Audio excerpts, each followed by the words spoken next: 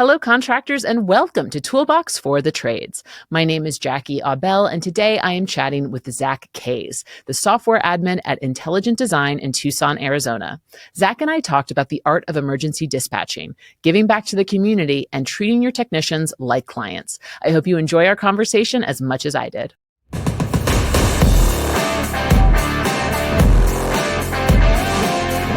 Zack Kays, you are the software admin at Intelligent Design in Tucson, Arizona. Today, we're going to be talking about the art of being an emergency on-call dispatcher and hopefully share some tips that other business owners can take into their own operations. I'm so excited to have you here on the podcast. Welcome to Toolbox for the Trades. Well, thank you, Jackie. I'm excited to be here and happy to talk about the experiences that I've come across doing after-hours dispatching. I've been on both sides. I did it as a septic technician where I was actually on call. And then I've also handled it in the office, which is what we're going to talk mostly about today. Amazing. So you're going to be able to give that full kind of 360 view of like what this actually does and how it affects the person who's actually doing the work, which I'm so excited about. We're going to kick this off, though, with an icebreaker, which I love to do. I want to know, Zack, what's one thing on your bucket list that you really want to do? Let's start with the win. So something that was on my bucket list and recently crossed off on my bucket list was going to the San Diego Zoo. So I actually had the pleasure of doing that probably about 2 weeks ago. Spent the day there, and I'd say saw a good 90% of the zoo. If you've never been, I recommend doing the bus tour first, because that kind of gives you an idea of everything that you want to see, and then go out and walk it. Because if you don't do the bus tour, you're going to end up missing something. It's a huge, huge place. Amazing. I love the San Diego Zoo. I love that that was on your bucket list item. Were you just visiting San Diego for the zoo, or was it just a bonus for you being out there? For me personally, it was mostly the zoo. I'm originally from Pittsburgh, Pennsylvania. So they have the Pittsburgh Zoo there, which is a couple rungs below San Diego, but still pretty high up there. When we moved to Tucson has a very sad zoo. And by that, I mean, they're doing the best they can with the land that they have, but it's built into a park. It's really small. The animals look depressed. So it was definitely on my bucket list to see a large zoo again where the animals are happy. And I don't want to say better taken care of, but they have more room to stretch their wings. Unintended. Sure. Yeah. San Diego Zoo is one of the first things I did when I first visited the West Coast. I'm an East Coaster, born and raised, and it's absolutely awesome. And I totally have to visit it again. So thank you for the inspiration. Yeah. So Zack, you didn't start off in the trades. So I would love to know, can you tell us your story? How did you get into the industry?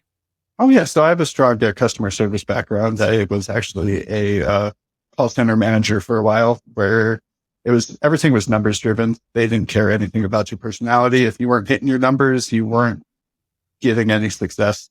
So I wanted to kind of get out of that and go to something where I had more control. And at that time, my brother was working for a septic company here in Tucson. And he said, "Hey, why don't we bring you on board over here?"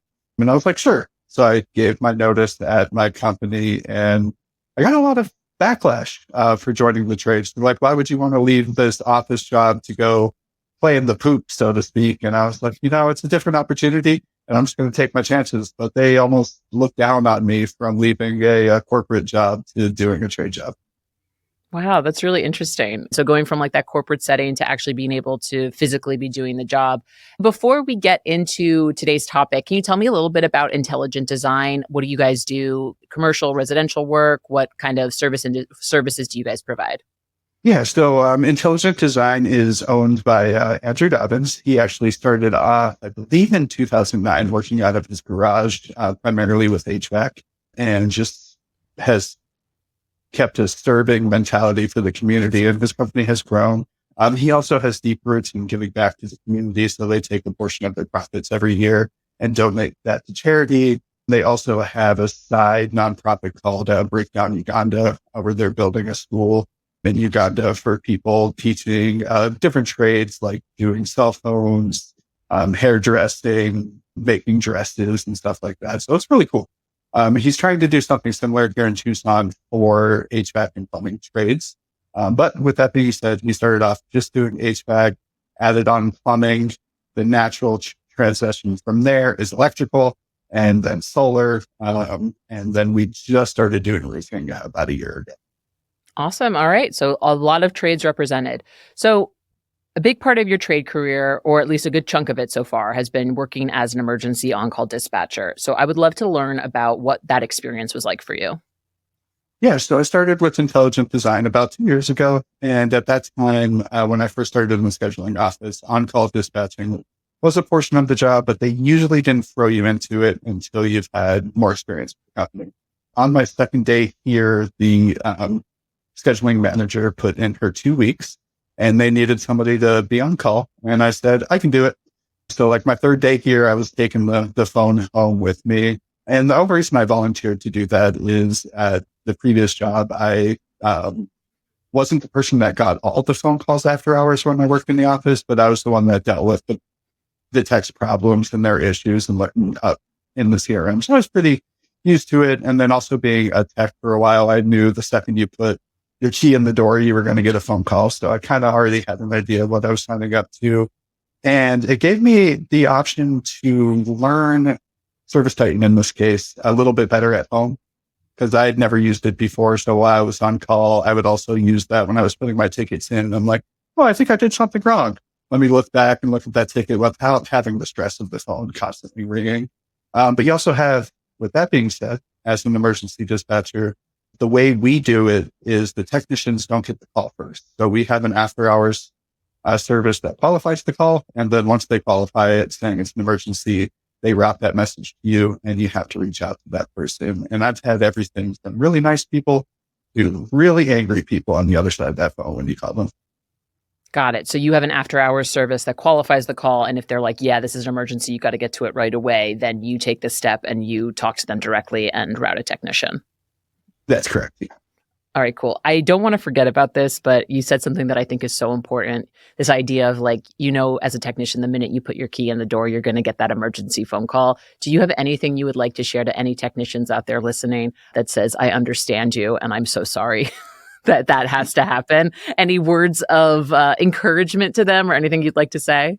Yeah, so I definitely understand. Shoot, I appreciate everybody out in the field that has to do that hard work. Stay in your car for an extra 10 minutes before you start to walk up. When you don't just walk in and put your key in the door. And if you work for a company that lets you take your vehicle home with you, that is such a blessing as well. When I was working in the septic industry, not that I'd want to park the pump truck at my house, but when we did get that call, we had to go all the way to the office. We'd have to get our truck. We'd then call the customer and be like, hey, we're on our way. And the number of people that canceled on me by the time I got to the shop and I checked my truck out was too much. It was frustrating. Yeah, because if it's an emergency, if I've got like septic, if I've got sewage water leaking everywhere, I'm going to whoever can get to me the quickest. And so that having that truck home with you, I can see why that would be a really good benefit to have if you're committing to that type of work. Oh, yeah, absolutely. And going back to understanding the technicians, I hope they understand us as well as being after hours dispatchers, because there's been times, especially in the summer, where I'm on the side of the road for 2 hours, just debriefing and dispatching the emergency calls coming in between 3:30 and 4:30, because you get that rush of people coming home and their system's not working. Shouldn't say this, but I'm going to say it. There's been times I've been going down the highway, driving with my knee, with the iPad in one hand and phone in the other, trying to figure out the call. Don't do that. Don't do that. Drive safely. Wear your seatbelt. Hands-free. Buy a Tesla, maybe. I don't know. But those are some of the struggles we go through as on-call dispatchers, making sure, because you have two people to answer to. You have your clients to answer to, and then you also have your technicians who are also your clients. So you're trying to find a fine line between keeping them happy and keeping your clients happy as well. Yeah, I love that you're thinking about your technicians as your clients as well, because that's something that I don't think I've explored enough on the show, which is the relationship between the dispatchers, the CSRs, and the technician, and making sure that that relationship is moving smoothly. So it's really great that you have that insight into that. Do you think you got that just from your experience being a tech and also working in call center management and knowing what that's like on both sides? I would say that helps a lot, but you learn it pretty quickly as when you're becoming a dispatcher and dealing with your guys or your gals. They all have different personalities, and there's going to be a time where you need to ask them a favor. There's going to be a time where you're going to have that crappy call that nobody wants to do, that's on the other side of town. And if you're not filling up their love cup, you're never going to be able to take out of it, So you have to build them up before you're like, oh, here's that crappy job. If you owe me one. So that's very important. It's playing to all their personalities. And it also comes down to when you call them. You're going to know your technicians that you call and say, hey, I have a call for you. It's an emergency. Let me know when you're ready. And they're going to be like, okay, cool. And then they're going to go. But then you're going to have those prima donnas that you're going to have to call and be like, hey, I got this call for you, but don't worry. It's an old system. It's over 10 years old. They're probably looking at replacement. It's going to be a good call. It's going to be worth your time. So knowing what the technician's wins are makes the job so much easier. If you try to treat all your technicians the same, you're going to run into a lot of things. Yeah. Oh, wow. Okay. That's so interesting. So what was the most surprising thing for you when you first found yourself in this role, in the emergency on-call situation? What was the most surprising thing for you? Just the level of, everybody's nice to the tech when they show up to the house. But a lot of the times people are brave on the phone. Like the people calling you for help are brave. I remember, quick little story. I had a guy call me and he told me he was ghosted by 3 other companies and he wanted us to come out. And I was like, oh, I'm so sorry you got ghosted by those 3 other companies. But as the call went on, I realized why he got ghosted. And long story short, we never even went out to that job because he basically told me, if I can't guarantee that I'd have a technician on his house in 10 minutes, he wasn't going to pay us. And I was like, sir, even if the tech lived next door, he probably couldn't be there in 10 minutes because he's on another call. I even brought up, I respect police officers. I'll start off by saying that, but I used that as an example. I was like, if you call the cops, chances are they're not going to be at your house in 10 minutes. There is nobody that's going to be at your house in 10 minutes. So this unreasonable request. Yes, we're here to help you. We know you got ghosted by those 3 other companies, but that's not going to happen. And he ended up saying some very nice words to me and hanging up the phone. But that's also important when you're doing dispatching and running a trade business. Sometimes you have to know when to fire the customer. And I think even if we got somebody out there in 10 minutes, it would have just been all bad. Oh, it sounds like it. I pity the person that ended up helping that one random customer. And what do you think folks misunderstand the most about this role? Just the sheer volume of calls that can potentially come in, especially in the summer. I got 1 week just doing after hours calls. I ended up booking 76 calls. 76 after hours calls in 1 week? 76 after hours calls in 1 week, which is almost, for smaller shops, that's almost like their entire week. If you're only doing a small 2-man business. So, it's crazy. It really is. And then once you book the 76 calls, you have to figure out how to prioritize them, making sure that you're getting to them fast enough, making sure that, you kind of read that person's urgency. And there's an art to taking the call as well. If you're taking the call and say, hey, we're going to get somebody to you as quickly as possible, guess what? That person's going to call you 7 more times wondering why you're not there yet. So you have to set those standards. We always use the word standby. And hey, we're going to put you on a standby appointment. We, to be honest, don't know when we're going to get there, but it is going to be today. I guarantee you that we'll see you today, but we have no idea what time. And as it gets closer, we will send you a notification when the person gets dispatched. And that stops some of those repeat calls of like, hey, where's my tech? Where's my tech? Because you're at home. The last thing you want to do is spend half your day keeping up with the clients, keeping them appraised to where everybody's at. Yeah, I like that. I like the standby model. But wow, that's 76. And I mean, this is also in Tucson, Arizona, which is very, very hot. So like, I'm thinking about this for places where the climate can get really extreme and how that can just get, like, the hotter it is or the colder it is, the more that problem can just multiply and grow and grow and grow.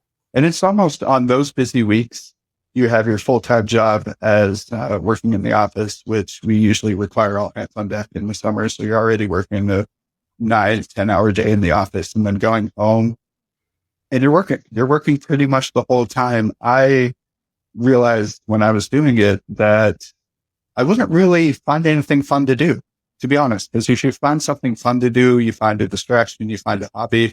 and you keep getting interrupted, you're going to get mad. But if you set in your mindset to, hey, this is just, I'm basically doing 40 on, working all week long, I would sit in front of my computer and just wait for the calls to come in. And by the end of the week, especially on that 76-hour week, my coworkers would know, or 76-book week, my coworkers would know at the end of it, when it came time to trading the phone back with somebody else, that I was going to be a little loopy. I was going to be goofy and I was going to be silly because I was sleep deprived. But we also do the trade-offs on Monday. And I know a lot of people get a case of the Mondays, but I tell you what, when you're on call, there is no case of the Mondays. There's no, I don't want to go to work because it's Monday. It's let me get to work so I can hand this phone to the next person. Oh my goodness. So you basically, the breakdown at Intelligent Design, it sounds like it is you guys just take turns like in a round robin for who's the person who's in charge of the on-call this week. Very much like shops will have tech rotations. We have on-call dispatch rotations. But we have this is another thing our techs didn't really understand because they're also on call. But we have quite a few more techs than we have schedulers.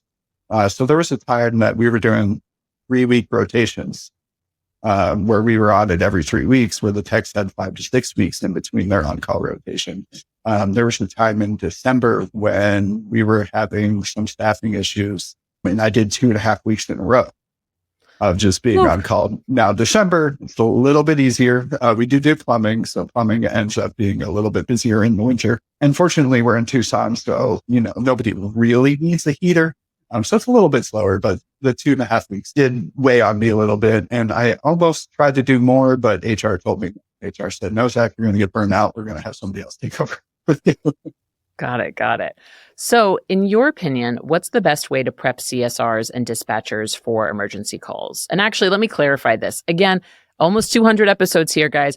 Just as a reminder to our listeners, your girl Jackie here never worked in a shop. I just talk with people who work in shops and I have a bunch of knowledge on it. So when it comes to emergency dispatching, are the CSRs like usually out of the picture and it's just direct to dispatchers? No, great question. So when you're on call, you are a dispatcher. So you go we start everybody else in our shop as a scheduler. Even if you're hired on as a dispatcher, you start as a scheduler because we think it's easier to layer that on. You master scheduling, then we'll give you whatever trade that you're going to be dispatching.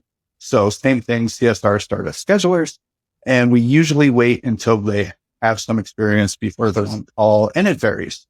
The only person I've known to be here and be on call after 3 days. Usually we wait a few weeks, sometimes a month. It's based off the person. We don't want to scare them away. But back to your question, how do you prepare? We start in the interview. When we're interviewing the person to even take on the job, we say, hey, we have on-call rotation. Hey, this is not fun. It sucks. It's going to be overwhelming. You almost scare them away to where the people that are saying yes to the job understand that it's going to be crazy. And, if you if you deliver it in the right manner, when it comes time to be on call, it's not as bad as you make it sound. Like you almost want to make it sound worse than it is. And the people that accept the job are the one. They're pleasantly surprised. Yeah. And we do compensation for our emergency after hours dispatchers.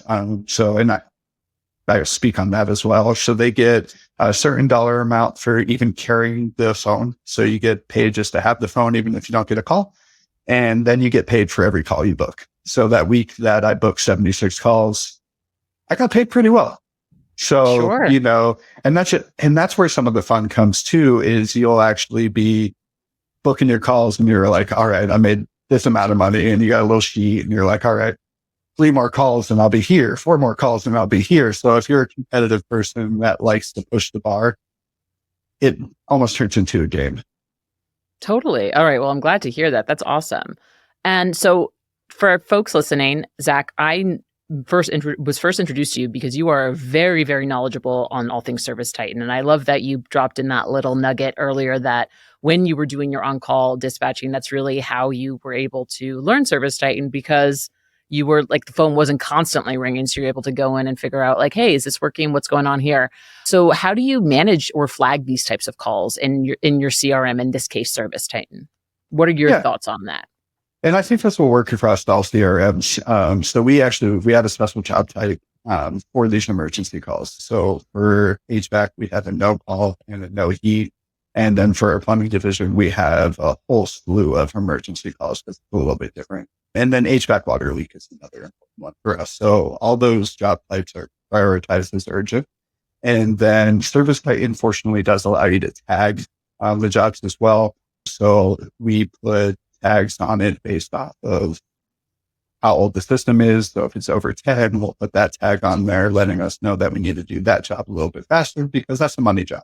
If you're a member of ours, we offer priority scheduling for our members. So if we're having a day when there's 10 calls on the board, if you're a member, you may not need to wait till your actual spot in line, just your spot in line. And we also use elderly tags as well to get out to some of the elderly people because in Tucson, when it's under 10 degrees, they could die. So it is very important to get to them as quickly as possible. Got it. So basically tagging systems and job types that allow you to see like, okay, this is super important and we have to be able to get to this as quickly as we can. So I would love to hear what tips you have for supporting techs during dangerous weather conditions, especially given that you were a tech at some point and you did have to, I'm sure, work in dangerous weather conditions. So what kind of stuff do you guys do to support them in that way? Yeah, absolutely. So there's a couple different things. If it's HVAC and there's lightning, we always tell them safety first, and we're not out in the field with them. So if they go out to a home and they're telling me that there's lightning and stuff, we're going to reschedule that job. We're going to not put them at risk. Our HVAC manager has actually been lucky enough to be struck by lightning twice in his life. Oh my gosh.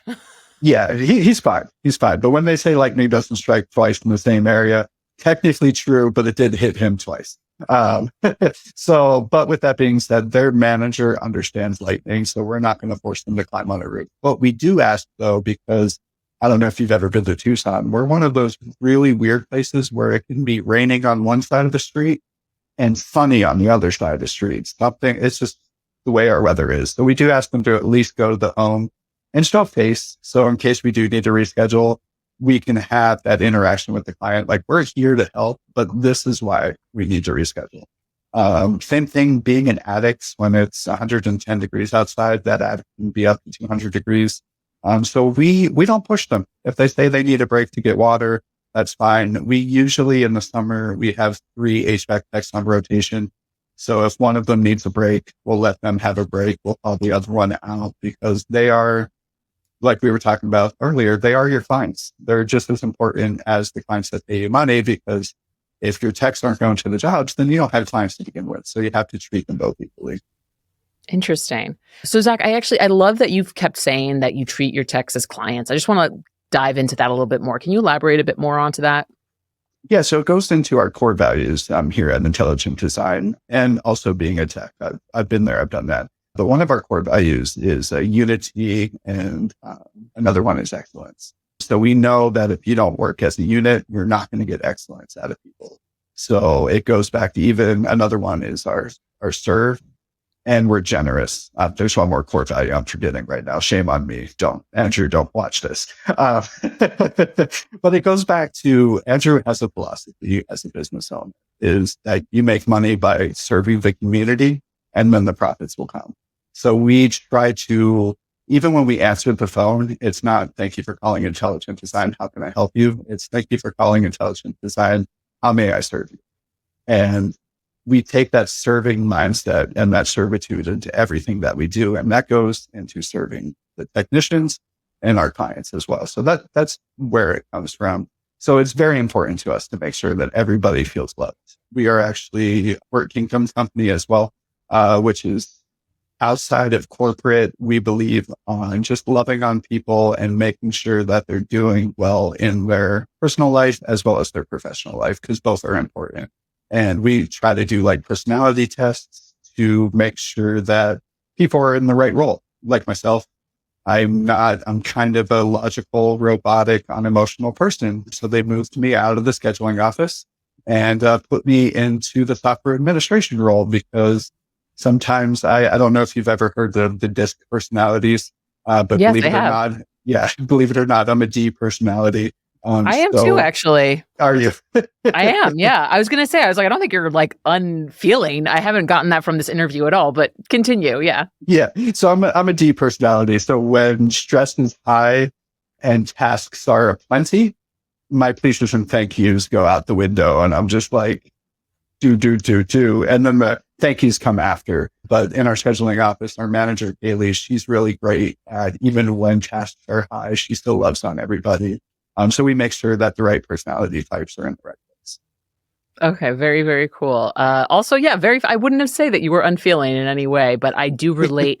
For anyone who's not familiar with DISC, the high D profiles are like the people that are like super focused and like get stuff done at like, and they don't care about anything else while it's happening, which, can be kind of, it can be kind of jarring to your fellow coworkers. Occasionally, I'm sure I've ruffled feathers in my day as well, but people just haven't been brave enough to tell me.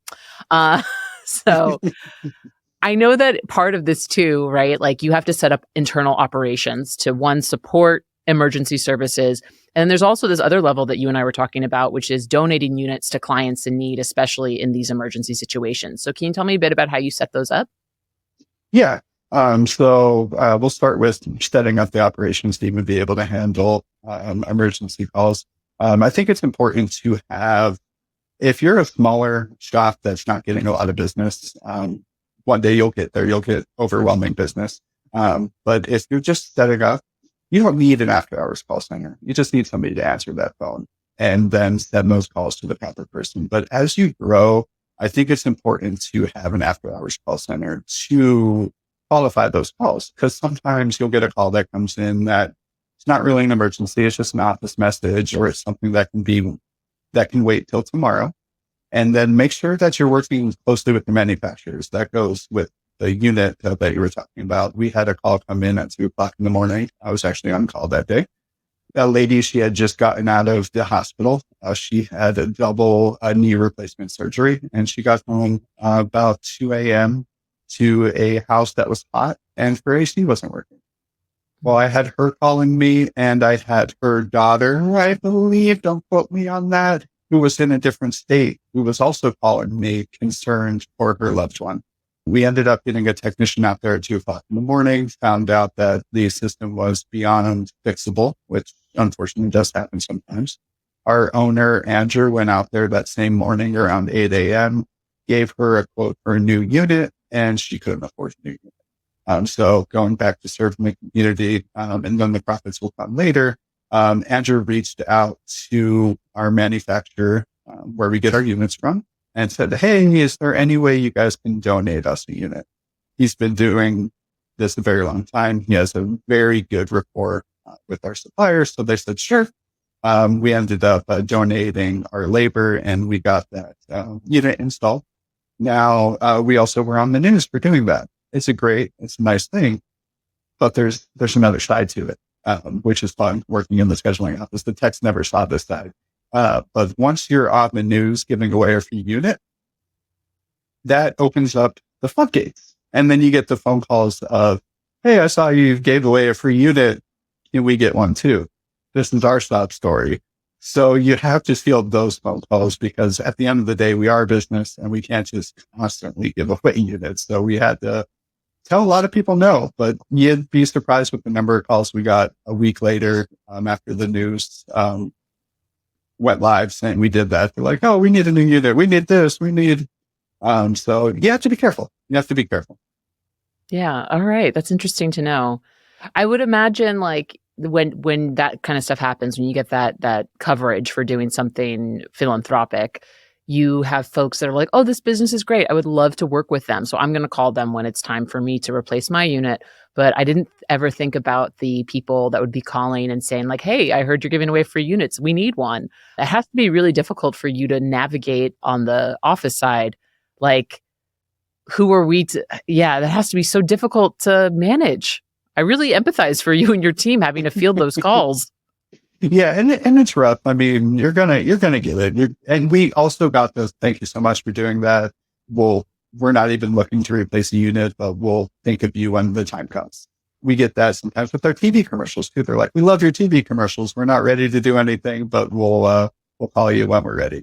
But even the other calls, sometimes people just need somebody to talk to. And those same people that called us trying to get a free unit, are still convertible clients. You can still talk to them. Maybe you lower the dispatch fee a little bit because we offer financing as well. So, it wasn't all a loss. But then we have one radio commercial where we talk about like the speed of light, and because we're intelligent design, we like to make it sciencey. We have somebody that calls at least once a year to tell us that the speed of light that we used or the speed of lightning is wrong. And he's a professor at the university. Shout out to you if you watch this. We're not changing our radio commercial because that would cost money, but thank you for pointing us out on our mistakes. Like, you're going to have critics everywhere you go. Of course, of course. Okay. So, Zack, you were also a guest on Mastering ServiceTitan, our newest podcast, and I believe that episode is going to launch before this one. Can you tell us a bit about what you chatted about with Josh, who hosts that podcast? Oh, yeah. So we mostly talked about memberships and how to set up memberships inside of ServiceTitan. I recommend that every shop, regardless of what CRM they're using, have some kind of loyalty, have some kind of membership program, even if it's a punch card, a little bit of a discount. It helps retain your current customer base.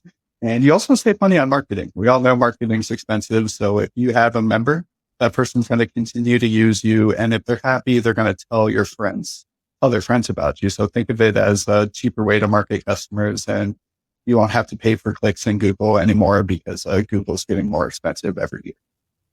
Yeah, 100%. And that being said, if you want to learn how to set up memberships in ServiceTitan, as everyone can see, Zack, you're a very knowledgeable ServiceTitan user. Check out Mastering ServiceTitan. We'll have the link to that in our show notes. Zack, is there anything we should have covered that we didn't get a chance to when it comes to emergency dispatching? No, I think we covered pretty much everything, but I will say patience is the key. Kind of going back to personality types a little bit. I am a D personality, so when the tasks are there, I just want to get them done. I think, honestly, that helped me with being on call as an emergency dispatcher. If you're somebody that's more emotional and gets overwhelmed easily, find yourself a quiet place inside of your home. Don't try to do it in the chaos. Find yourself a place that you can escape to and say, okay, this is my agile office. That is going to make you a lot more successful rather than trying to do it around your kids, around your family. And then also have that conversation with your family. Don't try to just jump on them and surprise them and say, I'm the after hours dispatcher this week. I won't be able to talk to you or make dinner. Like, let them know what that entails, kind of like we do with the interview.